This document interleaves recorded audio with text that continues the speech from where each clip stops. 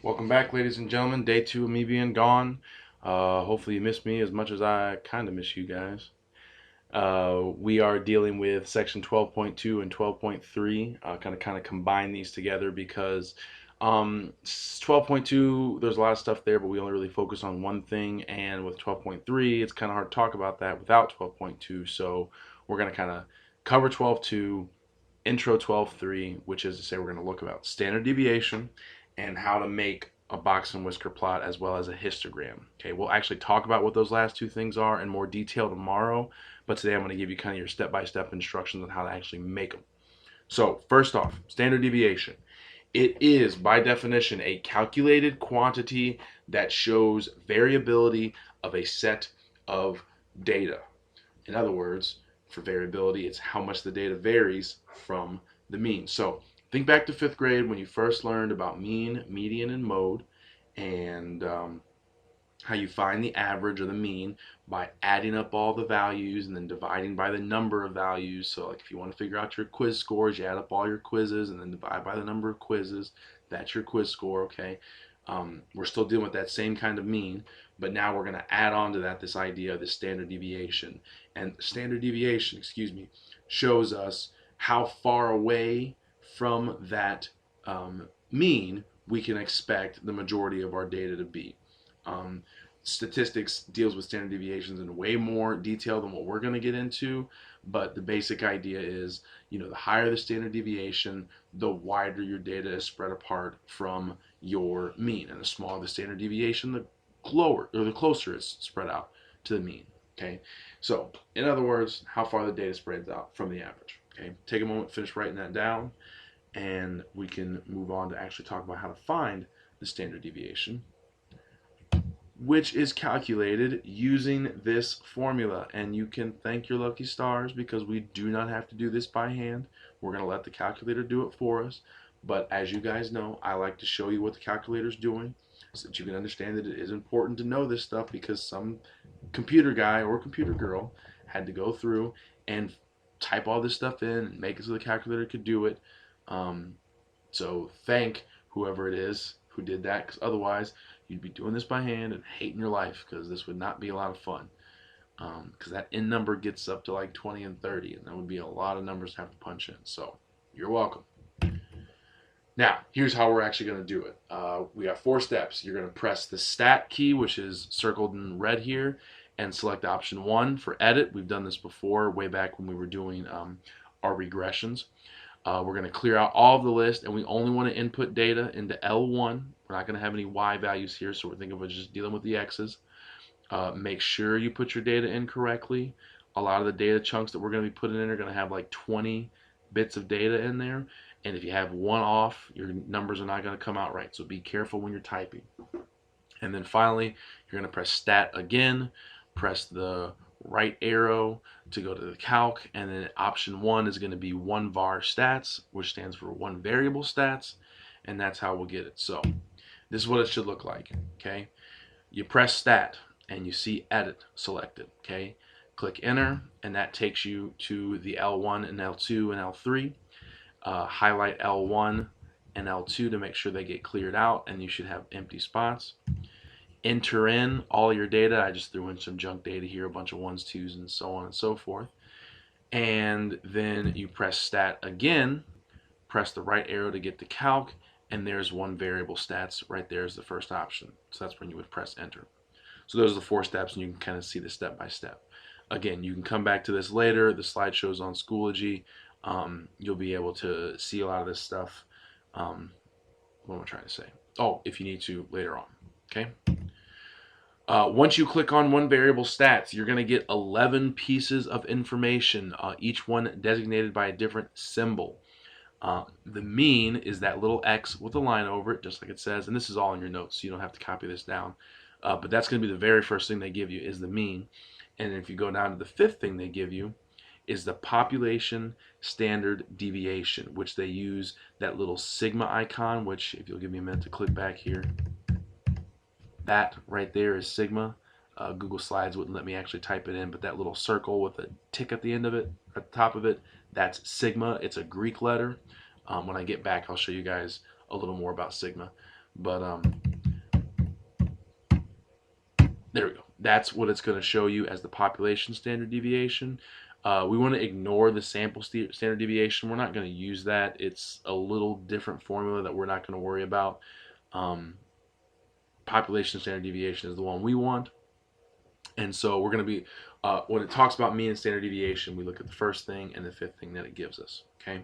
And that's all we have to do to find it. And a lot of problems, they're going to say, hey, what's the mean and standard deviation of this set of data? You're going to type it in using the steps we showed in the previous slide. You're going to press one variable stats. You're going to write down whatever number's here, and you're going to write down whatever number's there. It's that simple. They'll ask you to explain or describe the standard deviation. And the idea is, if it's small, then you would say that the number, the data has low variability. And if it's large, you'd say it has high variability. Determining small and large really depends on the data. So like if your data is numbers like, oh, I don't know, distance from the Washington, D.C., those numbers could get really big because, you know, Sacramento, California is like 3,000 miles away. So if you had a standard deviation for data like that of 100, that'd be pretty small. But if you had quiz scores out of 35 points and your standard deviation was 15, well, now if you think about it, that's half of the data, right? I mean, a 15-point swing plus or minus the average, that's the difference between a 0% and 100%. So that's a huge standard deviation. So it all depends on how the data is and where it would put you if you added that standard deviation to the mean or where you subtracted that standard deviation to the mean. So the big thing is, if it's a small number in comparison to the data, it's a low variability. And if it's a big number in comparison to the data, it's a high variability. Okay, you'll have a chance to practice this. Next, how to create a histogram and get a kind of picture of what a histogram is. So the first thing you're going to do is you're going to go back into your data, press, go to Stat, go to Edit. You're going to clear out your data again and then enter in that data. So here I'm saying clear out the old stuff and then type in your new data for whatever problem it is you're working on. Okay, so this is the exact same thing we had to do to use the one variable stats. We're just entering in our data. Then we're going to press the stat plot button, which is second, and then the y equals key, the same thing we use to type in equations. Now we're going to go to the stat plot menu, okay, and we want to select that first one, and that'll open up this second menu.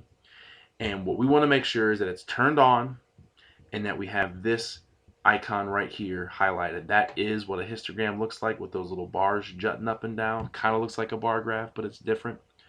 We want to highlight that, press enter to make sure it's selected.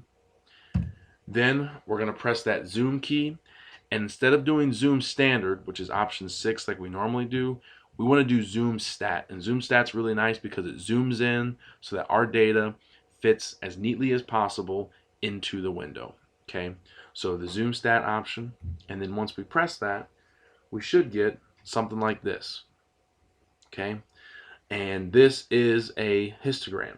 Okay, and to just kind of show you what these little boxes mean, the boxes are called bins, and the bins, the calculator, what I've done is I've pressed the trace key, which is F4, and the bins show me that the left side of this bin is 1 and the max is 2.8. So every number less than 2.8 but greater than or equal to 1 shows up in this box. In the second box, everything less than 4.6 but greater than or equal to 2.8 is in that box.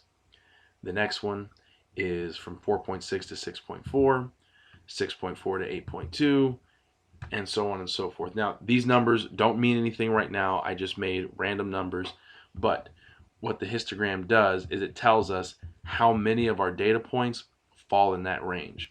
So the n equals 2, that means 2 of my numbers are between 1 and 2.8. 3 of my numbers are between 2.8 and 4.6. 5 are between 4.6 and 6.4. 5 are between 6.4 and 8.2.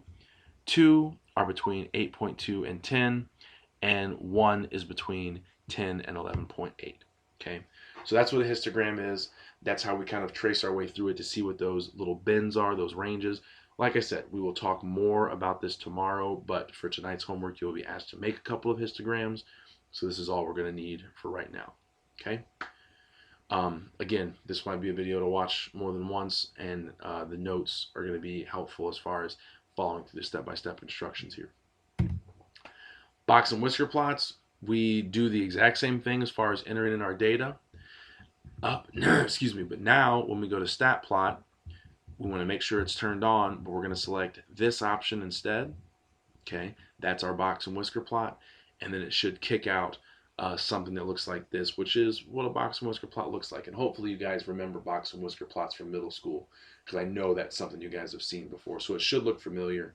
And again, we're going to talk about excuse me, what these different lines and tick marks mean as far as our data is concerned. And that is it for today. That should be enough to get you started.